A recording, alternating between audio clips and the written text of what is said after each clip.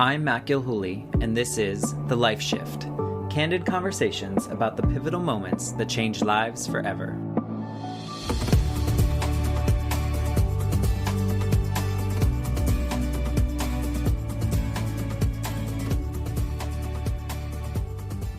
Hello, my friend. Thank you for joining me, Christin. Hi.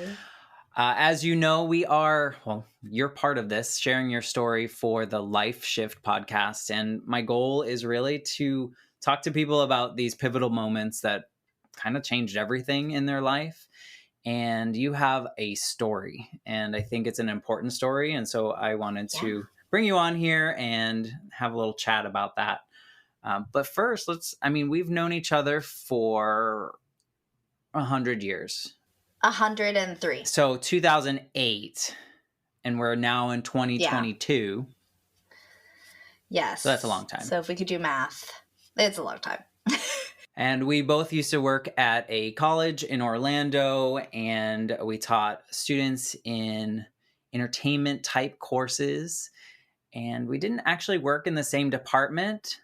No, but we saw each other a lot. I mean, our departments were like on the other side of the wall.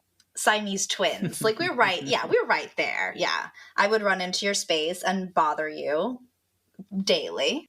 Well, speaking of it, why did you leave? Or where did you go? Or how did you get where you are right now? So when we were working together, we were in Florida, and very long story short, I was tired of living in Florida. So I left. I moved to Austin, Texas in 2011. For a variety of reasons. That would probably be the first step of my whole life shift. But I moved to Austin. That's where I met my now husband. I was telling you earlier, we actually met on OkCupid, and we went out on our first date and realized that he lived in the neighborhood across the street from my apartment complex. Perfect. Yeah, we were like a minute and a half away from each other, and our circle of friends intersected in so many different ways that it made no sense that we hadn't met already in passing. We knew so many of the same people. It was ridiculous. But I was working from home, so I didn't get out. I didn't have coworkers or anything, and I would go I call myself an extroverted introvert. Like, I would agree with I'm that. fine in front of people. I can lead well. I'm not intimidated by being around a large group of people, but I would much rather just like be at home and do my own thing and be a homebody. And so living in Austin, I didn't know anyone there. I was working from home, and I would be like, okay, I'm going to go meet people. I'd go out to a bar and I'd order myself, likely something very dark beer. And then I'd look around and I'm like, okay. And I'd look around and I'd feel so intimidated. I'm like, I'm not just going to go up to random people and introduce myself. So I would just sit at the bar with my dark beer and my yarn, and I would knit, and no one would talk to me, and I would finish my beer and I would go home. So maybe that's why you didn't meet him until you went on an app. That is not the best way to meet people, I will say. Yeah. So it took a nap. Yeah. So you were in Austin. What were you doing in Austin for work? I had started off as a business consultant right out of my master's program. And then the position that I had filled was no longer being filled. And so that's how I ended up at the college that you and I were at. Right. And then it was such a weird thing. When I decided I was leaving Florida, I had put in my notice, and I was like, I'm just going to go. I had savings. I was like, I'm just going to move and figure it out when I get to Austin.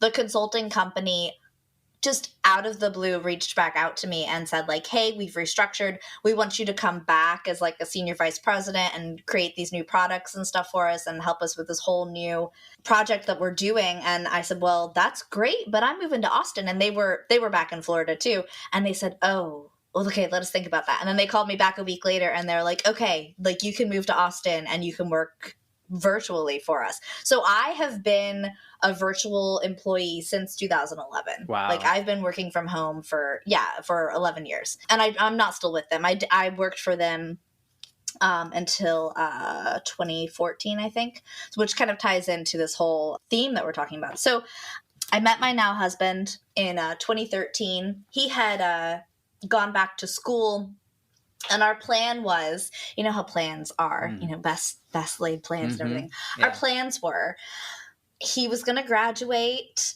in 2014, and we were going to move back to where he's from, which is Dallas area, DFW. And he was going to get a job back at the IT industry. He had already had like a decade of experience in the IT industry, so he wanted to get back into that. That's where his passion was. And I was going to continue working for this consulting company. The first shift that happened was my dad called, and he had a business that's like an emergency preparedness service company.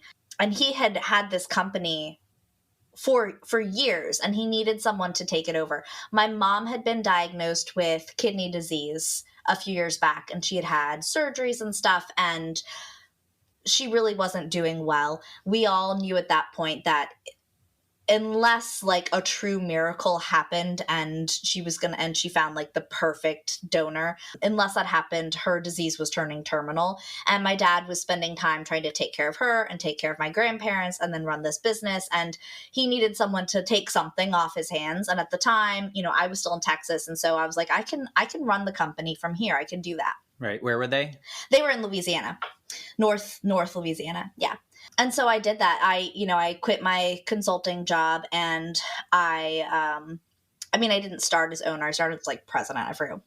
We made up a title, whatever. It doesn't really matter. But, the rest of our plan kind of came to fruition. My husband graduated. We got engaged.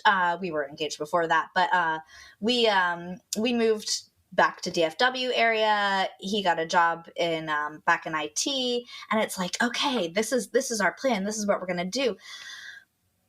Everything was horrible. Didn't work out. No, it was terrible. We were about 4 hours from my parents. So my husband, the job that he had gotten was with a company he had worked with before and had lots of contacts, but they put him in this overnight shift. So he was working overnights, and 4 days out of the week, I was driving to Louisiana and staying here, because this is where we ended up, running the company and then taking mom to all her doctor's appointments. And then I would drive back and spend the weekend with my then fiance. And he was exhausted and I was exhausted, and our times were completely off. Like, we basically, for almost 9 months, we didn't see each other. Right. You were together in name only. Yeah.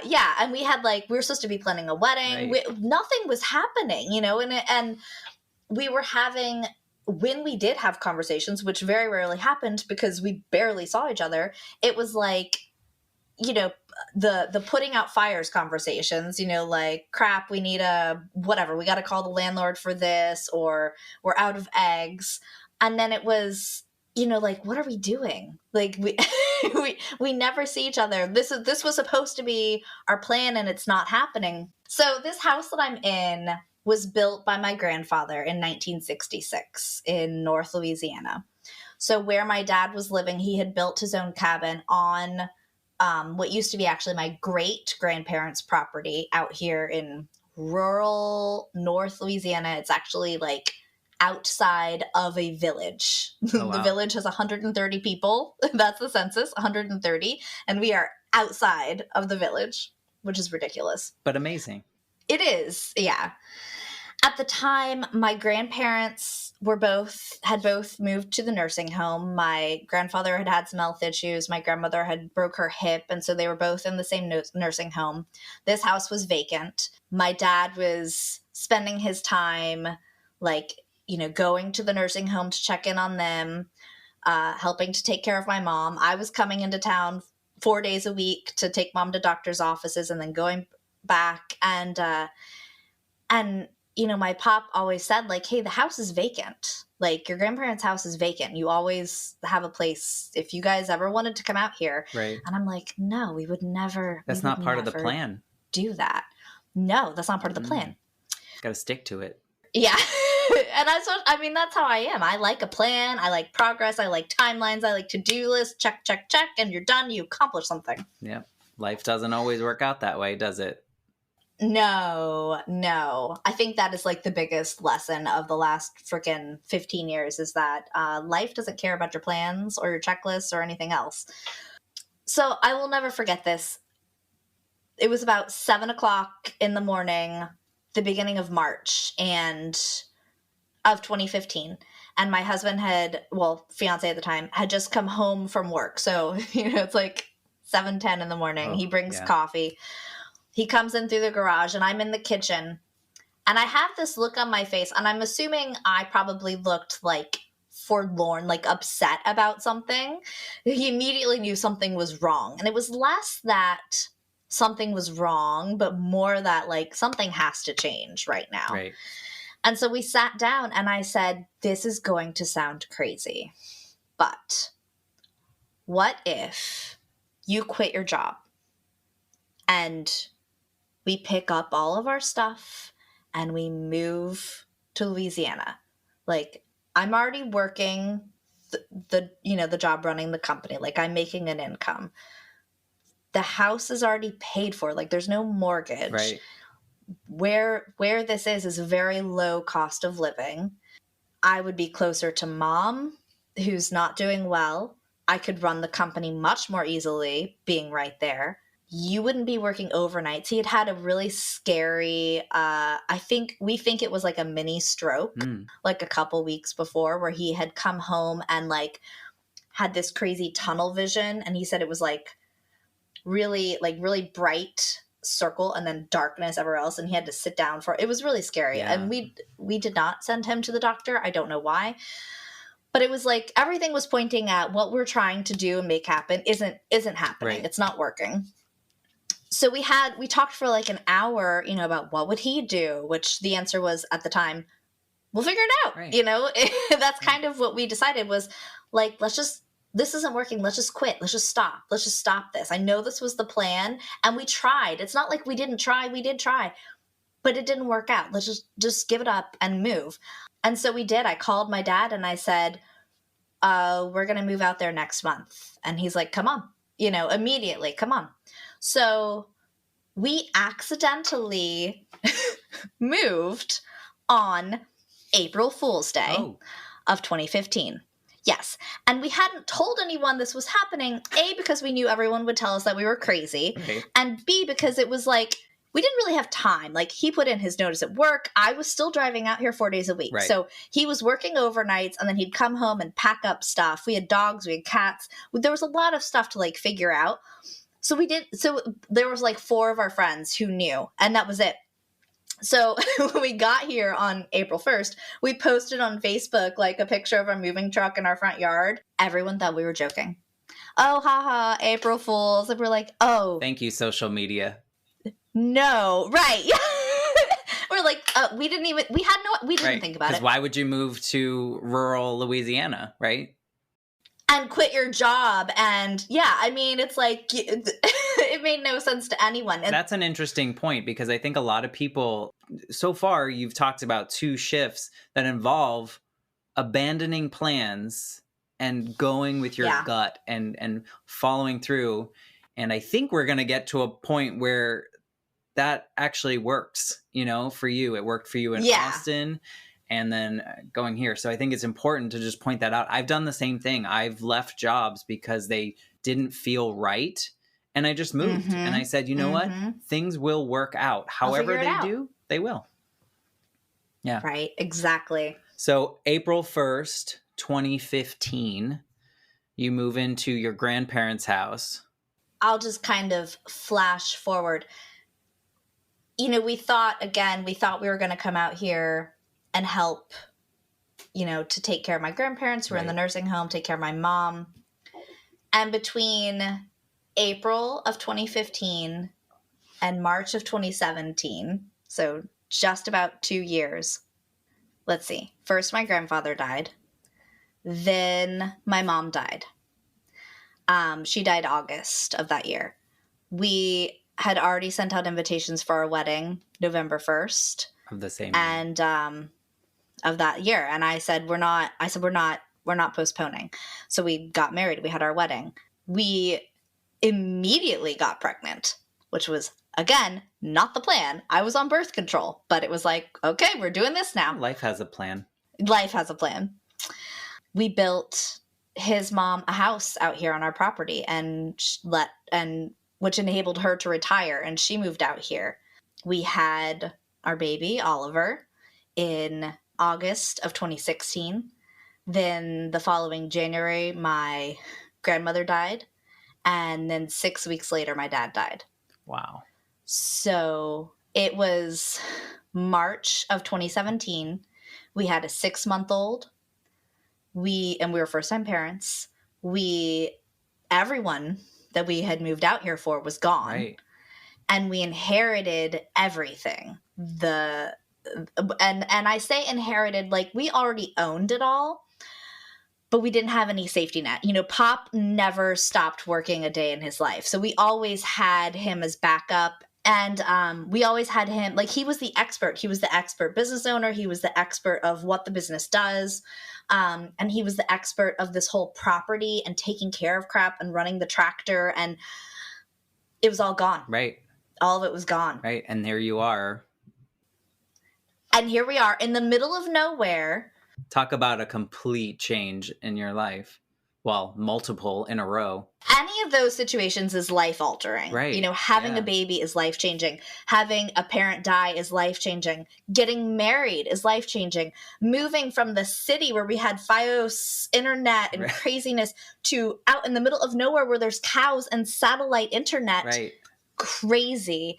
Like there were no IT opportunities for my husband. Like it was again, we had a plan, and in this way, the rug was completely yanked out from under us. And to say that we were in a tailspin doesn't even quite describe it, because when you're in a tailspin, you can feel it.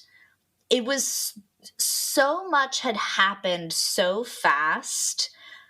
And then we had a 6-month-old baby also to be taken care of, that we didn't even know we were in shock. You know, it's easy to look back now and say, clearly we were in shock. You know, there's like probably 6 months that almost all of 2017 is a blurry fog. Like, right. Because even we just were like, just in, yeah, like you said, just one of those deaths or pivotal changes in your life could put someone in that fog. I can't imagine all of that at once or in that short period of time. So you were feeling a little spirally, I guess, and you were... Yeah. What did that lead to? We were in survival mode, you know, and so for a while there, that's it. It was just surviving. It was feed the baby. Right. It was keep the company running so we can pay our bills. My husband had actually found a job as an IT manager for an accounting company. And within a few months of Pop passing, we decided that it was too difficult for him not to be. I was trying to do everything on my own with a 6-month-old and property and then a business to manage and everything. And so again, my husband quit his job because I needed him here. I needed him here to help manage things. Once we came out of like the shock and the blur, everything we had experienced started affecting us, some in positive ways, but honestly in a lot of negative ways. My husband and I, we had a really difficult time. We were arguing all the time. We weren't managing our grief well. And it was pulling out fears that I didn't know I had. And for my husband, pulling out trauma that he had experienced as a young child. It got really bad before it started to get better. But because both my husband and I are very, at our core, stubborn people. It's like, we're going to make something work. Right. You know, we didn't take this bad time as being like, everything is awful and it's always going to be awful. It was more like, everything is awful. We have to do something different right now. Exactly. It also sounds like you guys have communication skills with each other as well. Just like in your example of sitting down to say, let's just move. We need to go. You need to quit your job. This is a lot of people can't have those conversations. I think they're afraid of the response, or are you crazy, kind of, like those kind of things. So, I guess in a way, even though they're hard. Even though you were fighting and whatnot, it's probably a good thing that you were able to fight in a way that maybe was productive, or was it? I mean, not the fights themselves, no. But I think what it did was it made us, on an individual basis, like after the fact, be like, okay, what is happening right now, I'm not happy with, and I'm sure he's not happy with it. And we can focus on the hurt. And, I can't believe you did this, or I can't believe you keep doing this, or whatever it is, the blame game. Mm-hmm. Or we can say, the two of us don't have the answers to this problem, which is what ended up happening, it was like, what I'm doing isn't working, and what you're doing isn't working, and what we are trying to do right now isn't working. We need help. Right. And therapy, we just opened the door. And we had both individually had seen therapists for various reasons throughout our adulthood. But this was a big, we need a couples therapist, we need individual therapists. I'm grieving the death of my entire family. Right. He has trauma that's being resurfaced. And then the two of us need to find tools to communicate with one another so that we're not just reacting from a place of hurt, but we can validate one another and try to approach things as a team, as opposed to being opponents. Right. Because we're both going through this, and we have a little one to take care of, and he doesn't need to be seeing mommy and daddy fight all the time. And there's a lot of guilt that probably comes with that as a mother too, oh right? My gosh. Because you want to be guilt, that quote unquote stereotypical mother figure that's, happy-go-lucky for your child, and you can't, because you need to solve yourself. Yeah. And also just understanding that perfection is make-believe. Oh, yeah. There is no such thing as perfection. And, having radical acceptance for yourself is step one, which is embracing your own crap and being and knowing that you can always learn and grow and improve, but don't beat yourself up for the crap that you've done, the mistakes that you make. That's not the point. If you're beating yourself up over it, then you're not growing from it. You're not learning from it, because you're living in the past. Yeah, or you're kind of creating excuses or reasonings or crutches, if you will. And I think to your point, that acceptance is also just part of self-awareness, to know that it's okay that you're not okay, but you need to find ways that work for you to be okay. So I think it's so great that you guys sought out that therapy, because I think there's a stigma for some reason with therapy, and it's no, you can't be everything. I'm not a doctor, so I can't solve, if I cut my hand open, I need stitches. I'm not going to do it myself. I'm going to go to someone that knows how to do it. Or a mechanic. Yeah, my car is going to break down, and I know how to pop open the hood. That's it. I'm going to throw some glitter on it. Let's, magic fix yourself. Yeah.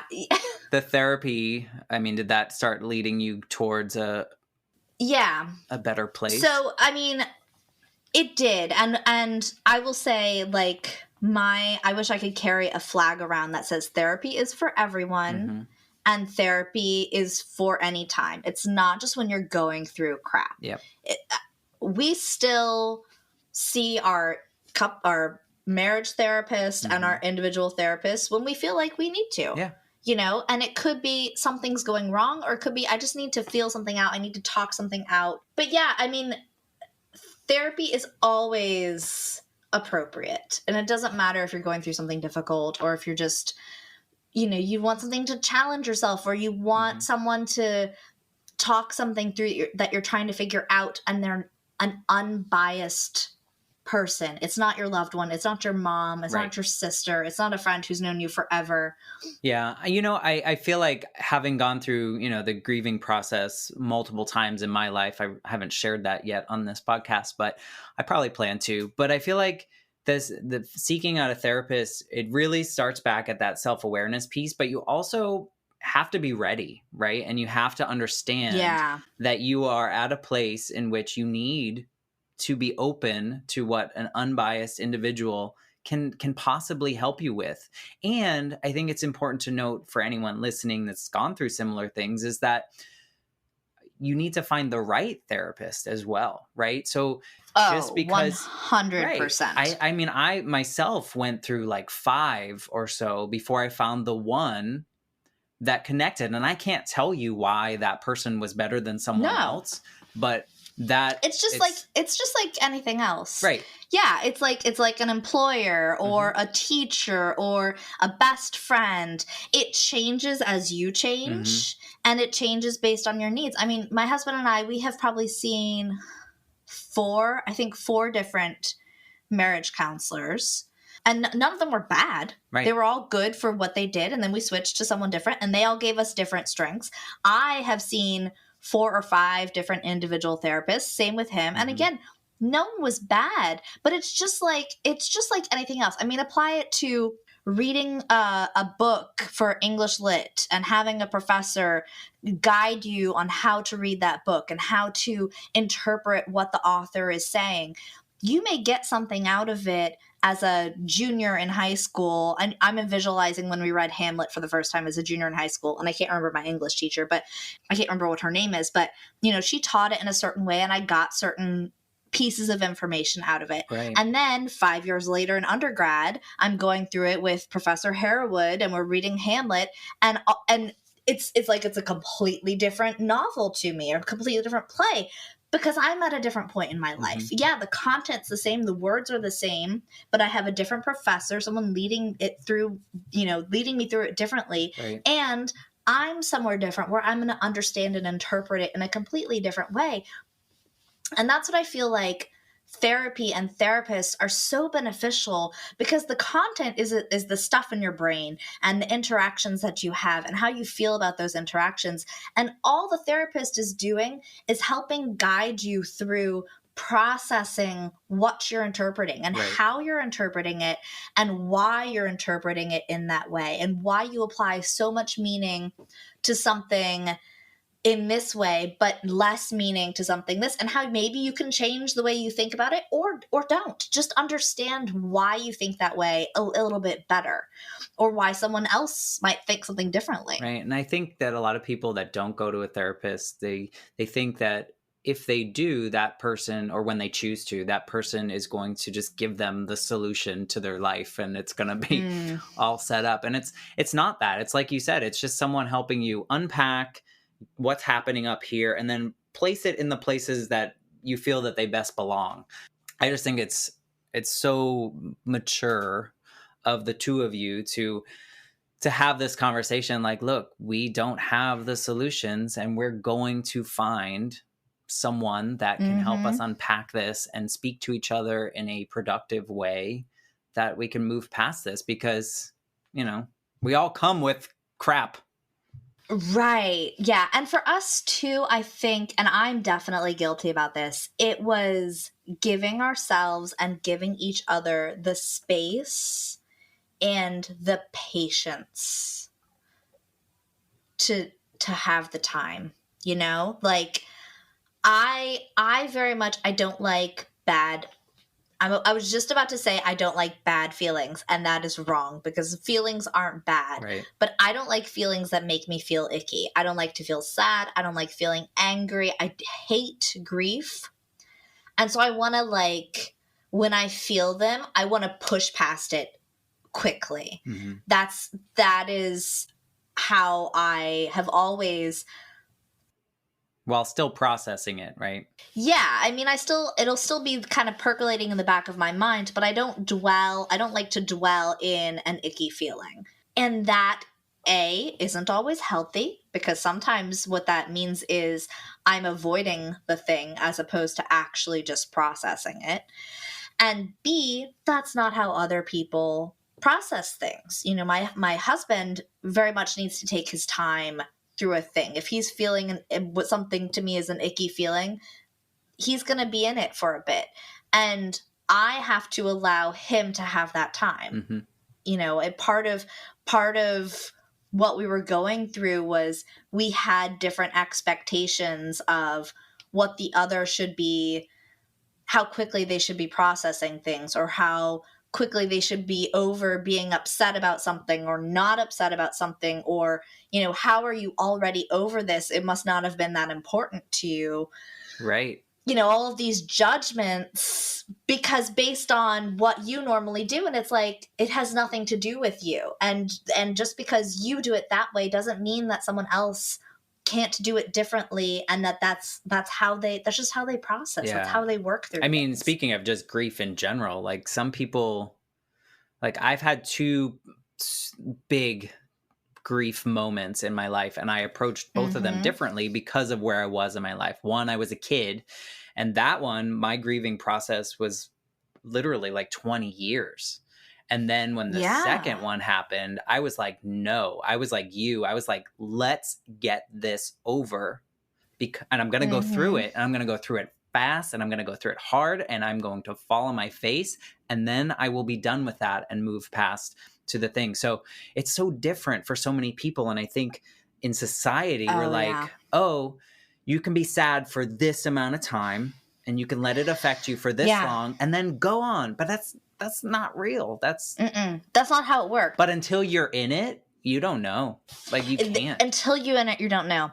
And it's like anything else. Until you're a parent, you don't know what that's like. Until you're a business owner, you just don't know. You don't know because you haven't experienced it. And again, that's why therapy and support groups, I'm in support groups too. That's why those are so important, because you're talking to people who actually are on the same level playing field as you. They have experienced the things that you're experiencing. Right. So they're not talking at you from a point of, I can sympathize. I can put myself in your shoes and think about how you might feel. No, they've actually been there, you know. It's an understanding versus like a pity, or like, oh, I feel so bad for you, or oh, it must be so tough being you. But rather like, I know what you're going through and here's what I did. I'll give you a perfect example. After everyone had passed, my sister had an experience where she was interacting with a couple that had been a friend of my parents. So they were a little bit younger than my parents, but neither this husband or wife had experienced the loss of their parents, you know. So here my sister is in her, you know, early 30s, having lost her grandparents and her mom and her dad, meeting with this, you know, middle-aged couple who were friends with my parents, and they hadn't had any grief like that. And my sister had said something to the effect of, I'm still pissed off at Pop that he left when he did. Like and the fact that she's still grieving. Yeah. And she was still angry. You know, there was so much that she and Pop had plans for, because Mom had just died a year before and she and Pop were going to do things. And she was like, I'm still pissed. Like, I'm pissed off that he's gone. This woman that my sister was speaking to got angry at my sister for feeling angry. Like, she couldn't understand. She's like, why would you say that? I can't believe you would say that you're angry at your father. He died. You know, you shouldn't be mad at him. And my sister was upset by it and called me. And I said, I commiserated with her and I said, honey, she doesn't understand. Mm-hmm. Her parents haven't died. Right. She doesn't understand. It's totally normal and okay to be mad that they're gone, and to feel, and to be like, feeling. What the hell? What? Yeah, 100%. Yeah. I said, but she doesn't understand. It's okay to laugh. It's okay to feel whatever you're feeling. But I think it's so important that you honor it. All feelings are okay. Right. Just like honor where you are. And then when you're ready, that next step will come. But, you know, society is crazy. And it I'm glad we're on the same wavelength. I mean, well, and what I was going to say is, because I was thinking about this the other day when, you know, we were kind of chatting about this and what we were talking about and whatever. And I've talked about this with my husband too. It was like what we went through in those 2 years was insanity and so much shock and craziness. And we felt like the rug had been pulled out from under us. But what happened as a result was a whole bunch of therapy, a whole bunch of growth, a whole bunch of acceptance of ourselves as individuals and of each other and of our situation. And it's like we felt like we were getting into our groove, Mm-hmm. and then COVID happened. Right. And that threw us for a completely different kind of tailspin. The company that I was running, we had a lot of hardship because of it. Mm-hmm. And it did a big mental toll on both of us as a couple and individually. But if we had not gone through all that crap that we went through in 2015, from 2015 to 2017, Right. and done all that work we did, all that therapy, we would not be together today. Our relationship would not have survived COVID with 100%. We both said that the other day when we were talking. Had we not done all that therapy and found ways to appreciate ourselves, appreciate one another, embrace self-care, have patience, have the ability to say, I can't do that right now. I'm not in the headspace, or I'm just having an off day. I need grace. All of those tools that we developed in the last few years, thank God. Right. You know, like it was either God, the universe, whatever you want to believe. Thank God we went through all that, because had we not, we would not be here today the way we are in the relationship that we're in, with the support system that we have, and just being able to talk to our friends and family members who are having a really difficult time, and being that voice of reason isn't the right phrase, but that voice of support and acceptance, and saying it's okay. It's okay to feel like you have no idea what the hell is happening. Right. That's all right. And please go see a therapist or go do group support. Right. Or just keep talking, or just keep sharing. Yeah. And talk to the people who aren't like negative life suckers. Talk to people who can accept you and give you healthy support. Well, and I think that's interesting too. And I think that other people that have gone through similar losses, maybe not as drastic as what you experienced, but I think I feel it sometimes, there's like a guilt of saying, look at all the positives that came from such a negative experience, and being thankful for the person that you are because of those terrible experiences that I would never, ever wish on anyone else. Right. Mm-hmm. And so that's what I get from you. 100%. That's what I feel like. It's like you look back and you're like, no, I don't want my grandparents to pass. I don't want my parents to pass. But because they did, I am now a stronger this person. I am self-aware. I have a wonderful relationship. And it's like, that's a hard thing. And sometimes there's that guilt that comes with it. I don't know about you, but that's how I feel. And sometimes. Yeah, no, absolutely. Yeah. And it's also, you look back at yourself, your past self, and you're like, oh God, but I forget where I heard this phrase from originally, but I have stolen it and make it my own. We are doing the best we can with the level of awareness that we currently have. Mm-hmm. That's all you can do. Right. And you can apply that to any situation. You can apply that to your personal relationships, your jobs, a teacher, an employer. Everyone is doing the best they can with the level of awareness they currently have. When you learn something more, then you can do better. But right now, in this situation that you're in this moment, you can only do your best with the amount of information, with the level of experience you have. And that's why so many older people seem wise. Right. It's not that they have more knowledge, it's just that they have more experience. They have a greater level of awareness than, a 19-year-old or a 30-year-old. With where you are here now, 2022, and more awareness, right? What would you, if you could go back to Christin of August 2015 or even March 2017, what would you say to yourself? I don't know. It's easy to be like, I would tell myself this or I'd tell myself that, but I wouldn't. And the reason is because you have to go through it in order to actually learn from it. Yep.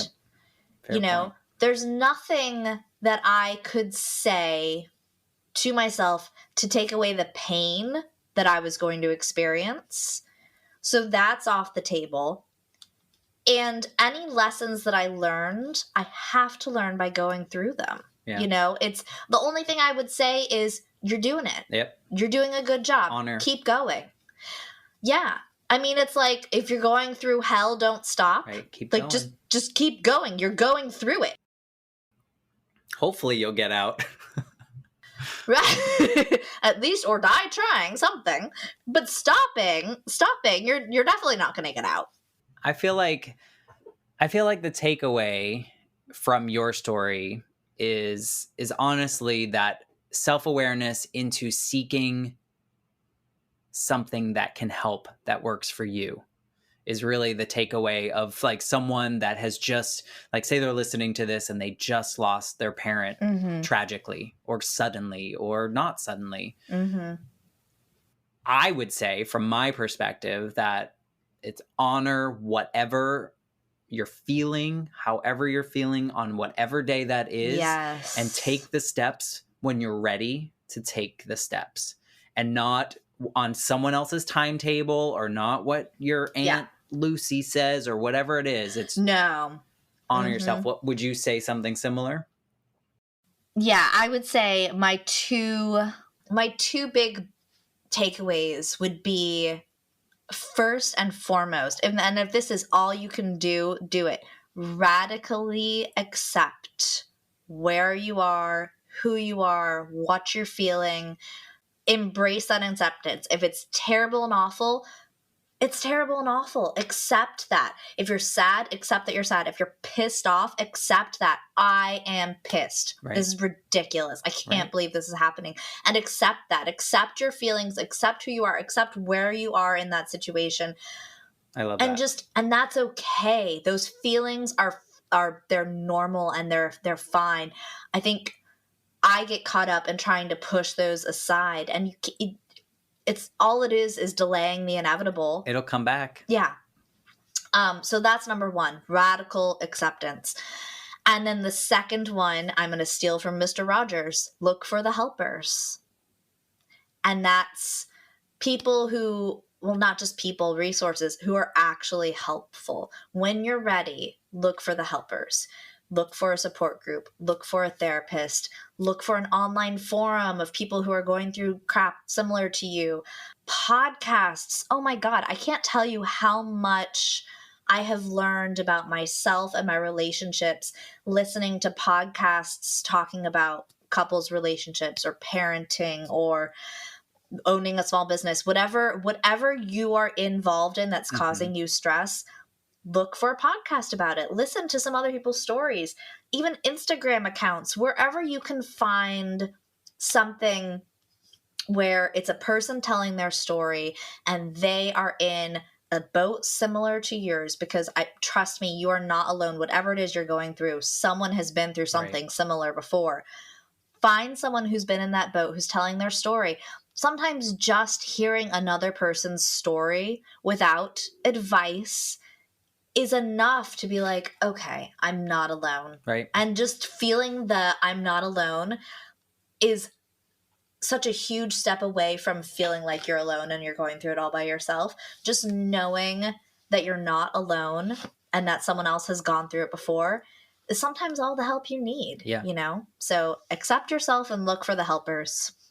When you're in those dark spots, it's like, it's hard to imagine that anyone else could ever feel the way you're feeling at that moment in time. But to your point, it's unfortunately and fortunately, a lot of people have been in that very same boat and have experienced the things that are feeling like they're killing you. And I agree. Yeah. You find someone that has, like you and I, we don't have the same story, but we have similar experiences, and I can relate to so much of the pieces of content that you're sharing with us, like in your story and how you've approached it, that it creates that community, right? Like our connection before was nothing related to this, you know, like our connection was totally just related to our teaching and those pieces.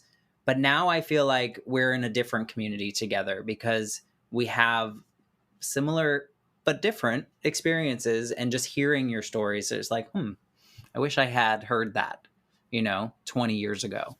Yeah. But to your point, find that. I love the radical acceptance, because I think that's so important, especially now with the social media culture and people feeling as if they have to be a particular way or approach something in a particular way or be like somebody else. And if we can just honor who we are at whatever moment in time, that we are that good, bad, different, whatever it is what it is. With more experiences, we can change that if it's something that we don't desire to be. But at that moment, that's all it is. But in order to change, you have to accept where you are. Right. You can't change if you're pretending like you're someone else. Right. You have to start at a foundation of truth. And I agree 100%. To your point about, like you mentioned, when you experience something icky, you want to just be done with that. Mm-hmm.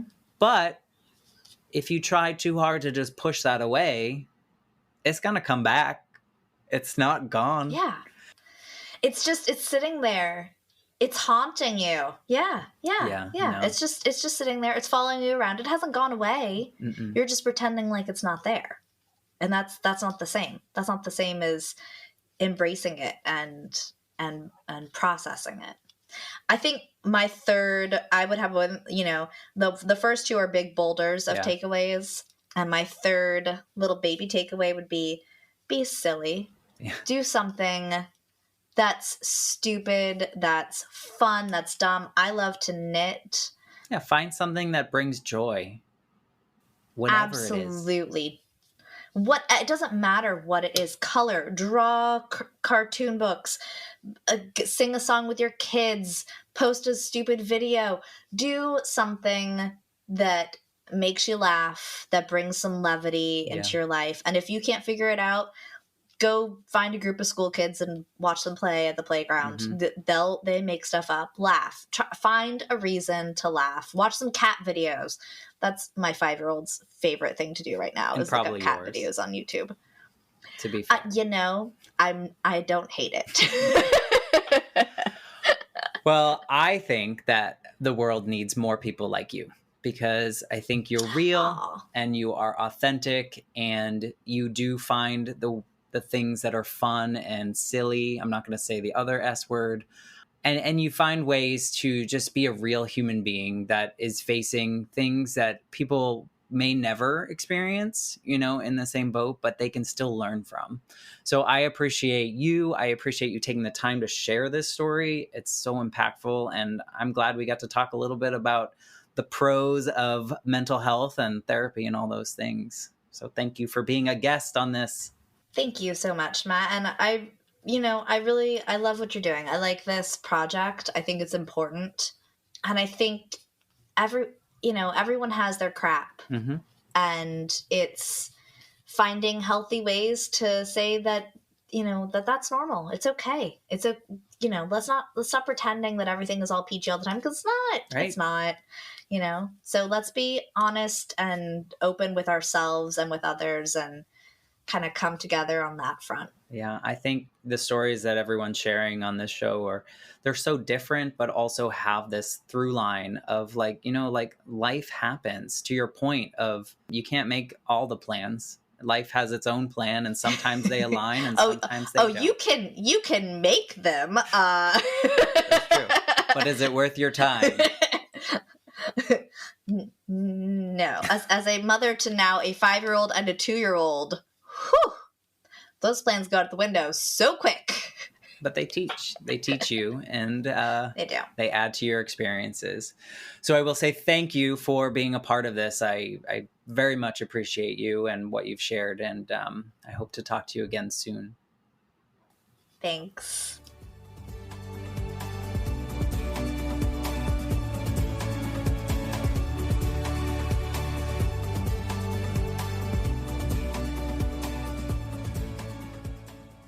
You've just listened to the Life Shift podcast. Please subscribe to the show on Apple Podcasts, Spotify, or wherever you listen to your favorite podcasts. See you next time.